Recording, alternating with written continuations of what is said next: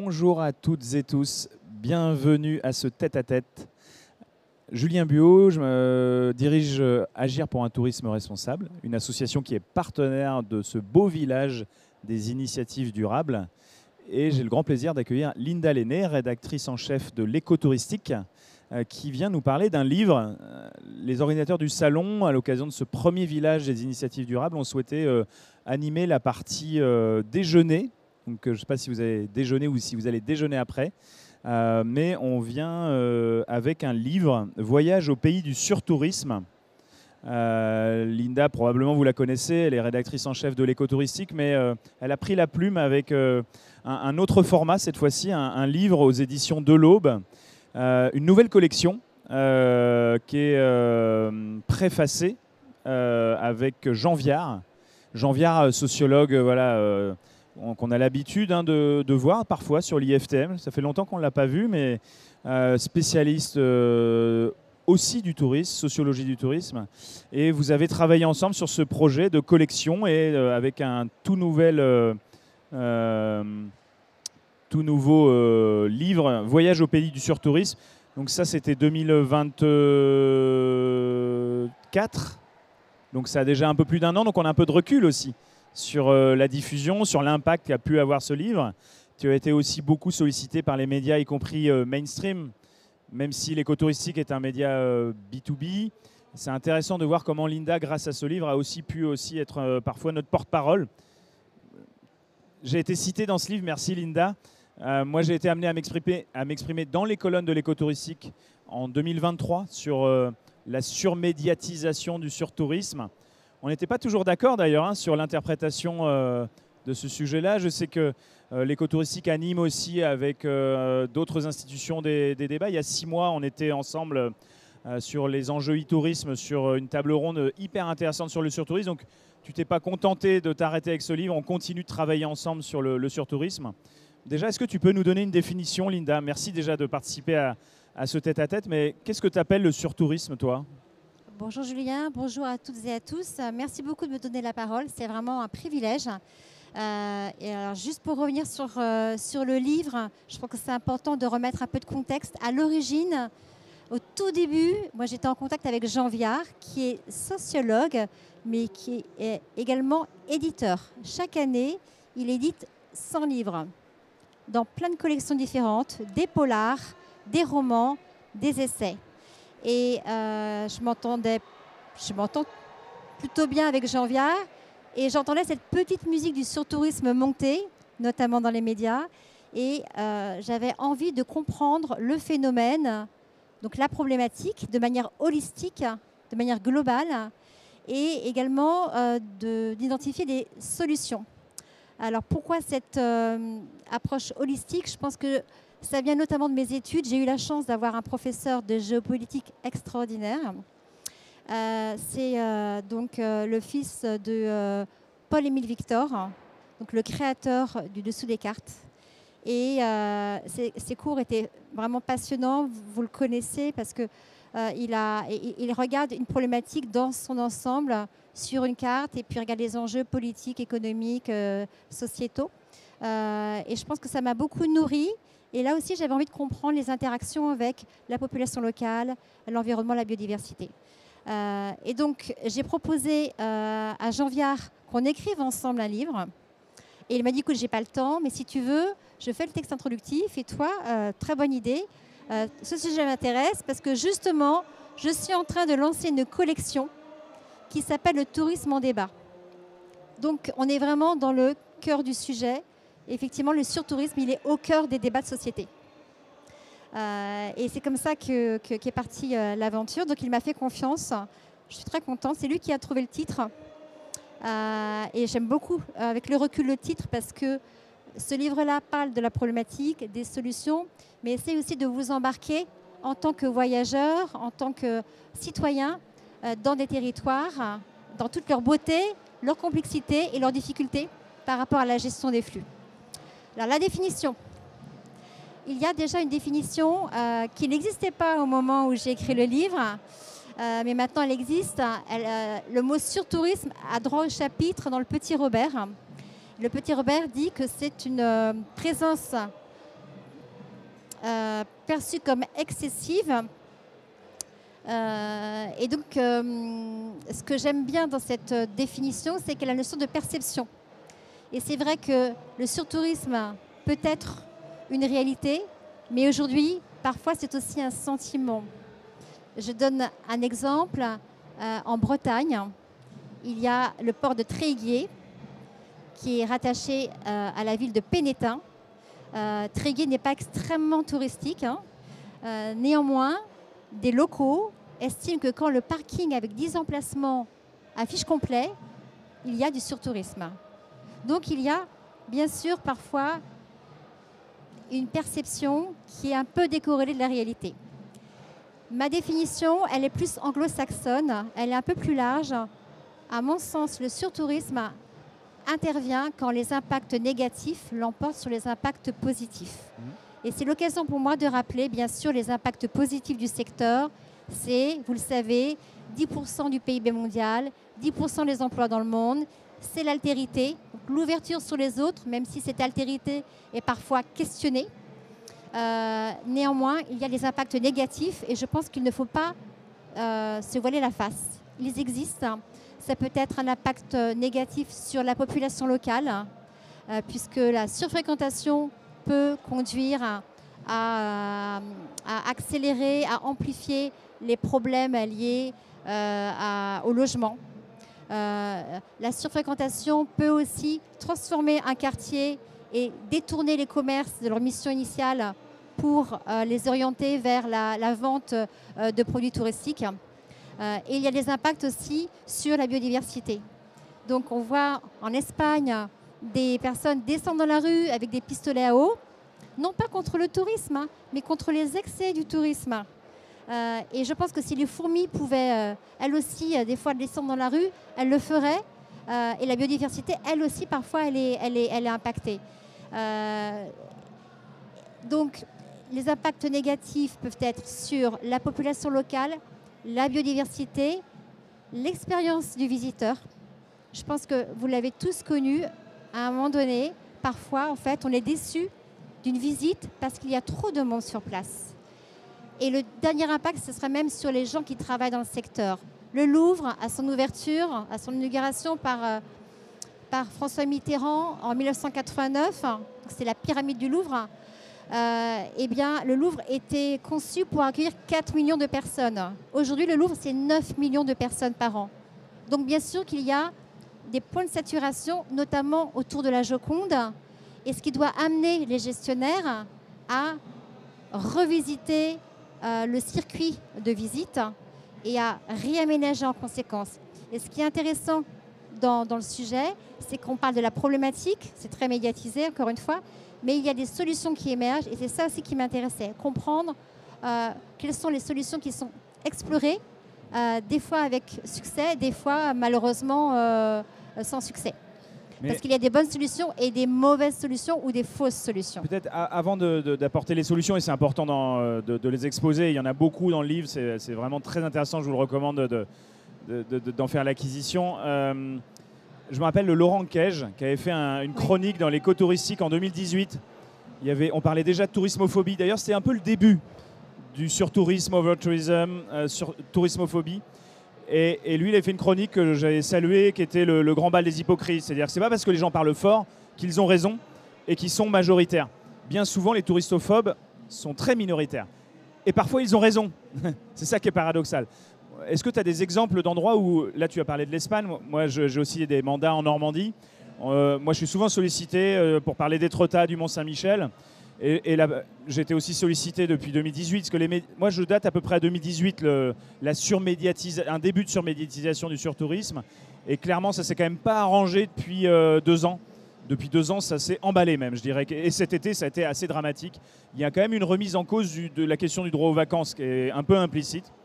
Et la réponse que moi je donne, je ne sais pas ce que tu en penses, hein, mais c'est qu'il y a des endroits où un touriste par an, comme tu l'as dit, peut-être en Bretagne, dans un petit port, c'est peut-être déjà de trop.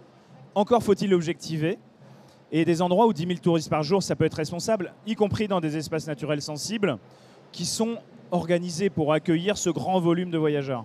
Moi, je donne 2 exemples pour illustrer ton propos. Déjà, c'est bien que tu rappelles un point essentiel, c'est que Le surtourisme, aujourd'hui, c'est l'exception. Et le sous-tourisme, c'est la règle générale. Donc, le surtourisme est très médiatisé, alors même que bien souvent, le tourisme se passe dans de bonnes conditions. Pourquoi maintenant on en parle de plus en plus? C'est parce que l'industrie est en croissance de manière structurelle, hormis pendant les crises comme le Covid. Et donc, les pics de surfréquentation, ils risquent de se multiplier si on ne prend pas des mesures en amont, si on n'anticipe pas les problèmes. Donc, c'est important, en fait, c'est tout simplement de la bonne gestion. Et donc, pour revenir à ce que tu disais, je suis entièrement en phase avec ce que tu dis. Je donne souvent 2 exemples. Si vous prenez une plage où vous avez des tortues marines qui ont l'habitude de pondre des œufs, eh bien, ces tortues marines, elles ont besoin à la fois de silence et également d'espace. Donc, s'il y a seulement 10 personnes autour d'elles en train de prendre des photos, des selfies, et en train de discuter, c'est déjà trop. Alors qu'à contrario, le Stade de France, 80 000 personnes, s'il y a 80 000 personnes, ça se passe bien. Au niveau de la sécurité et au niveau du match ou du concert. En revanche, s'il y a 90 000 personnes, c'est trop. Et s'il y a 50 000 personnes, c'est pas assez. Il manquera de l'ambiance. Les gens ne vont pas être contents. Il faut que le stade soit plein. Il est prévu pour. Donc c'est une question de capacité relative et non pas de capacité tout court. Il ne faut pas faire d'amalgame. Et oui, on en parle énormément.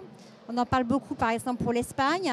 Moi, il y avait un sondage qui m'avait beaucoup marqué, qui disait que, en fait, en Espagne, plus de 30% de la population estime qu'il y a trop de touristes étrangers. En Catalogne, c'est 48%. Et en Suède, c'est 5%. Donc, c'est l'occasion de rappeler qu'il y a beaucoup de pays qui veulent plus de touristes. Et aujourd'hui, le grand problème, c'est que le tourisme est en fait mal diffusé. Il est mal réparti. Il y a, dans les solutions, moi j'en évoque une quand j'ai les journalistes au téléphone, je leur dis vous avez la responsabilité de parler du sujet autrement. Vous pouvez parler du problème, parce qu'en effet, il y a quand même des problèmes, je te rejoins. D'ailleurs, la définition en Angleterre, elle ne parle pas de sentiment ou de perception. Hein. Non. Elle dit que c'est une réalité. Donc, il ne faut pas nier le problème de mauvaise gestion. Oui, moi je préfère la définition anglo-saxonne. De pic de fréquentation. Le Oxford, le dictionnaire d'Oxford, voilà, lui, ne parle pas de sentiment. Il dit que c'est objectif et qu'il y a des indicateurs qui nous montrent que le surtourisme, c'est réel. Donc, je pense qu'en effet, qu'il faut l'écouter, ça aussi. Néanmoins, quand j'ai des journalistes au téléphone, je leur dis, vous avez la responsabilité de parler du sujet autrement et de parler des solutions. Il y a énormément de destinations qui sont en sous-tourisme. Pourquoi vous ne faites pas une petite accroche sur le surtourisme? Parce qu'il y a des endroits où vraiment c'est mal géré et il y a un peu trop de monde. Quelques heures, quelques jours par an. Parfois, ça se limite quand même dans le temps, à quelques heures, quelques jours par an, mais c'est dramatique et ça peut provoquer des déséquilibres importants. Donc, on a la responsabilité déjà. Mais vous, les journalistes, vous avez la responsabilité, les journalistes pro, mais les journalistes grand public en particulier, de parler de toutes les destinations, parfois en périphérie de ces sites saturés, qui rêvent d'avoir des touristes. Voilà. C'est peut-être ça aussi une des solutions. Oui, tout à fait. Cet été, la Provence m'avait demandé de rédiger une tribune sur le surtourisme. Et j'ai choisi la calanque de Sugiton. Alors, on en a beaucoup entendu parler de la calanque de Sugiton. Hein. C'est un exemple très médiatisé aussi. Et en fait, je suis allée sur place cet été. Donc, j'ai testé la réservation en ligne avec ses qualités et ses défauts. Le défaut, c'est qu'on peut réserver seulement 3 jours à l'avance. Donc, c'est difficile de s'organiser en amont. La qualité, c'est qu'aujourd'hui, il y a seulement 400 personnes qui peuvent aller sur place. 400 personnes, c'est très peu. Mais en fait, la calanque, c'est simplement 2 petites criques. Et je vous assure qu'en plein été, moi j'y étais au début du mois d'août, les serviettes n'étaient pas collées les unes aux autres, mais vraiment pas loin. C'est-à-dire qu'on était juste bien. Après la pandémie, il y a eu jusqu'à 2500 personnes par jour. Et c'était effectivement beaucoup trop pour l'individu, mais également pour la biodiversité, parce que c'est très difficile finalement de pouvoir s'installer. Donc les gens allaient sur la terre, enfin, là où il y avait de la végétation, et ça a abîmé la végétation. Donc là, on se dit que si on est respectueux en tant que voyageur, eh bien, c'est normal qu'on se soumette finalement à ce quota qui permet de tendre vers un tourisme apaisé. Après, certains voyageurs disent « Non mais ça devient impossible, maintenant il faut tout réserver, alors que le temps des vacances, c'est le temps des libertés. On ne veut aucune contrainte, on veut vraiment se faire plaisir, on veut improviser. Ça, je l'entends tout à fait. Mais la bonne nouvelle, c'est que près de Marseille, il y a une vingtaine de calanques qui sont accessibles sans quota et qui sont avec ou sans randonnée, avec ou sans galets. Donc, en fait, grâce à cette jauge, eh bien, la dispersion va se faire aussi sur d'autres calanques. Et c'est très bien comme ça. Et il y a un autre domaine auquel tu es sensible par ailleurs en tant que rédactrice en chef de l'écotouristique, c'est la tech. Et aujourd'hui, la tech est au service de la lutte contre les dérives du surtourisme. Tout à fait.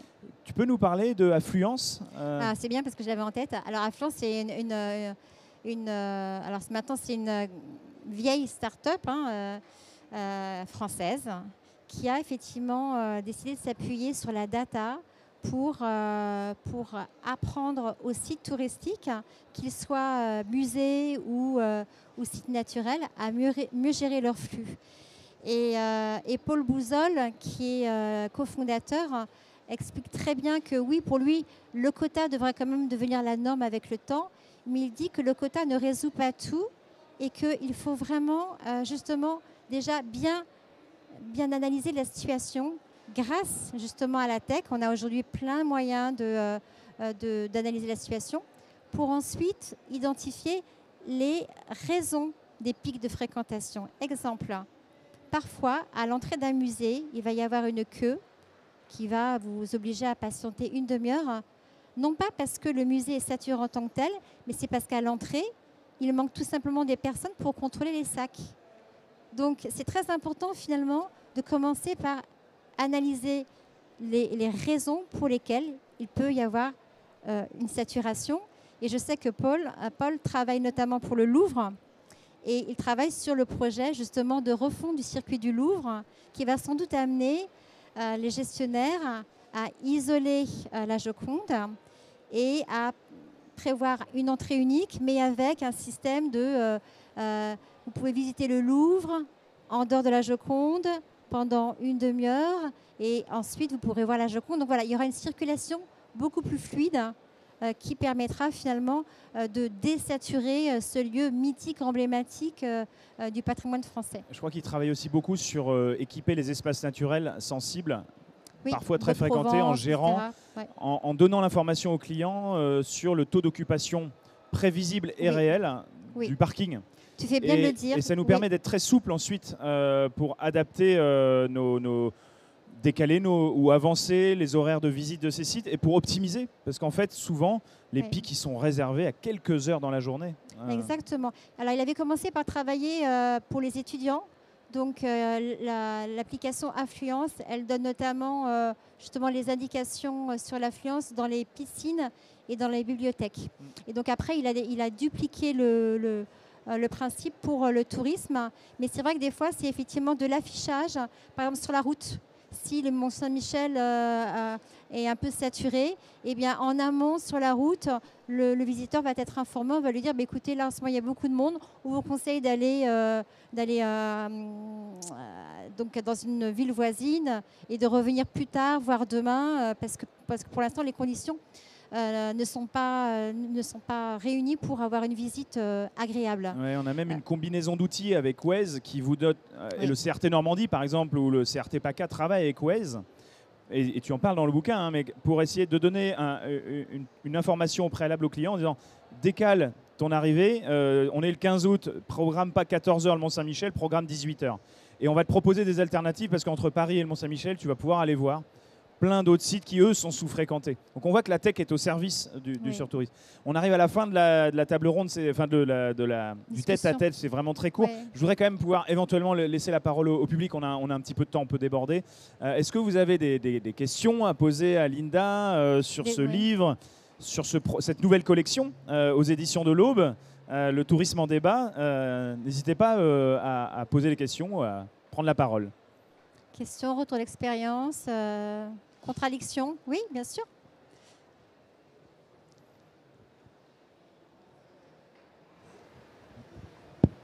Bonjour.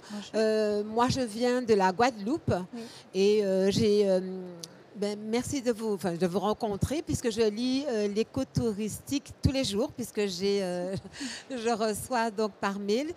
Mais il est important quand même de préciser que ceux qui font la promotion d'un territoire, en général, en tout cas pour les îles, hein, Guadeloupe, Martinique, promotionnent la mer, le sable, etc. Et donc, il y a pas une inégalité, mais un manque d'équité territoriale, parce que quand ils viennent dans des salons comme ici ou ailleurs, ils promotionnent certains territoires. Donc là, il y a effectivement une surfréquentation. Nous sommes sur une île, donc on a des problèmes de trait de côte, on a des problèmes un impact important sur l'océan, le sable, etc. Alors qu'on a d'autres territoires sur la Guadeloupe et de la Martinique où on voudrait bien que les touristes viennent découvrir. Moi, je suis élue à la biodiversité et au tourisme, donc je prône un tourisme vert, un tourisme responsable.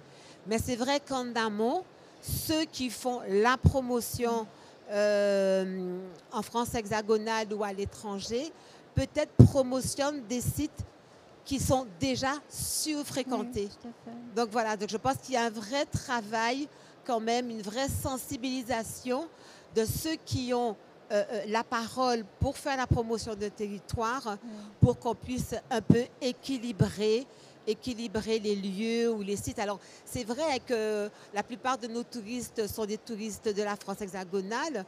Et là, on va rentrer dans la haute saison touristique. C'est la mer, c'est la plage. Oui. Mais on a d'autres atouts. Et je pense qu'il y a une plus grande fréquentation aussi de touristes plus sensibles à la protection de la biodiversité, à la valorisation de la faune, de la flore et de nos paysages. Voilà. Oui, désolée, j'étais un peu longue. Non, mais vous avez entièrement raison. En fait, on parle des imaginaires. Et c'est vrai que très souvent, les imaginaires tournent autour de la plage et du soleil. Maintenant, il y a une petite musique qui monte pour justement changer les imaginaires. Il y a des micro-influenceurs, les influenceurs qui justement essaient de montrer que c'est bien de faire des pas de côté. Et comme il y a des sites saturés, les voyageurs, eux aussi, sont en quête d'inspiration nouvelle. On voit bien que le tourisme vert, quand même, à la cote. Et moi, j'ai bon espoir que petit à petit, justement, la dispersion se fasse aussi dans les territoires naturels. C'est la raison pour laquelle, d'ailleurs, cet été, on a vu, vous l'avez sans doute vu aussi, ce circuit, enfin, cet itinéraire de randonnée saturé pour aller dans les Dolomites. Il y a énormément de gens qui choisissent d'aller en randonnée alors qu'ils n'ont pas forcément la pratique habituelle. Et parfois, on a des embouteillages en pleine nature. Donc, je pense que certaines destinations en ont conscience. Heureusement, je vais donner un exemple, c'est la Croatie. La Croatie a très longtemps communiqué sur la ville de Dubrovnik, qui est magnifique, hein, c'est une ville médiévale, superbe, mais avec des rues très étroites. Et vous l'avez peut-être observé, mais maintenant la Croatie met en avant sur son site internet, comme dans les campagnes de promotion, d'autres villes. Parce que Dubrovnik ne peut plus accueillir davantage de monde l'été. Il me l'avait dit, et du coup, je suis allée sur le site, et vraiment, il joue le jeu. Et je pense que la promotion va changer, notamment en raison de cette surfréquentation. On a eu une très belle table ronde ce matin avec des témoignages de Leclerc, oui, qui est en train clairement de faire évoluer sa stratégie de communication. Hier, on parlait aussi avec des offices de tourisme du changement de récit. On a d'autres histoires à raconter et des touristes à emmener ailleurs ou à d'autres moments. Exactement. J'ai une question sur le long terme, en fait, de ça, puisqu'il y a une tendance qui est que les gens veulent voir, ils vont à Paris, les Chinois qui veulent aller à Paris, bah, veulent voir la Tour Eiffel. Oui. Est-ce que vous pensez, et vous avez dit que les sites avec surtourisme, oui, dans la définition impact négatif supérieur à l'impact positif, est-ce que vous pensez que dans 10 ans, on arrivera à réduire drastiquement ce surtourisme ou que structurellement, en fait, les gens veulent des bucket lists et donc ils vont toujours aller à la Tour Eiffel et qu'on va faire des horaires tardifs, etc. Mais à la fin, ce sera la même chose.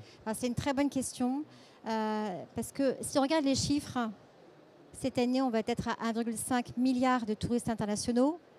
Une étude parle d'1 milliard supplémentaire en 2040.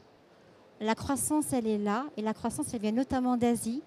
des Chinois, mais encore plus des Indiens, qui eux n'ont pas du tout le même rapport à la foule que nous. Je pense qu'eux vont tout à fait accepter des situations que nous, on décrirait comme du surtourisme. Donc c'est la raison pour laquelle des mesures coercitives seront nécessaires. Je pense que ça passera par de la réglementation à différents niveaux pour éviter les trop-pleins.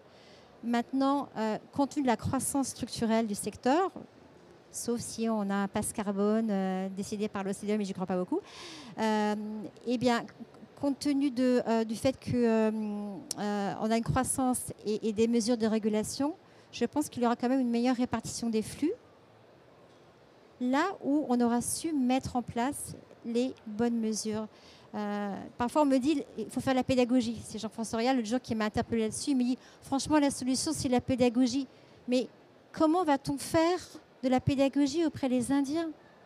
Nous, en tant que citoyens français, gestionnaires du Mont-Saint-Michel ou du Louvre, en fait, c'est juste impossible. Donc, la pédagogie, on peut en faire, bien sûr, et on peut en faire notamment auprès des Français qui choisissent la France en premier lieu comme destination de vacances l'été. Mais sinon, il faudra des mesures coercitives pour limiter le surtourisme. Et je pense que souvent, en fait, on dit qu'on est la première destination mondiale en termes de touristes internationaux. La France veut être la première destination de tourisme responsable. Eh bien, pour moi, si elle réussit à être la première destination de tourisme responsable, c'est notamment parce qu'elle aura trouvé des solutions face au risque de surfréquentation. Donc, je ne sais pas si ça répond à ta question, mais je pense que c'est même si des fois on cache le tapis, hein, notamment les institutionnels, ils n'aiment pas quand on parle de surtourisme. Hein, c'est un peu, moi je dis, le Dark Vador du tourisme, hein, le surtourisme. Il ne faut surtout pas prononcer le mot, mais n'empêche que c'est une réalité. Hein, et il faut en avoir conscience pour ensuite, justement, imaginer des solutions, les tester, les améliorer, et donc arriver vers un tourisme beaucoup plus apaisé, où finalement on est davantage aussi en harmonie avec les locaux qui nous accueillent et la nature qui nous accueille. Voilà. Merci Linda, ce sera le mot de la fin. Si vous souhaitez, on peut prolonger de manière plus informelle. Vous avez tout le village des initiatives durables avec les stands, vous pouvez nous rejoindre. Linda est également sur l'espace des médias, l'écotouristique. Merci Linda pour ce premier ouvrage, Voyage au pays du surtourisme aux éditions de l'Aube avec une préface de Jean Viard. Merci beaucoup, à très vite. Merci on prolonge avec plein d'autres événements encore. Merci. Merci.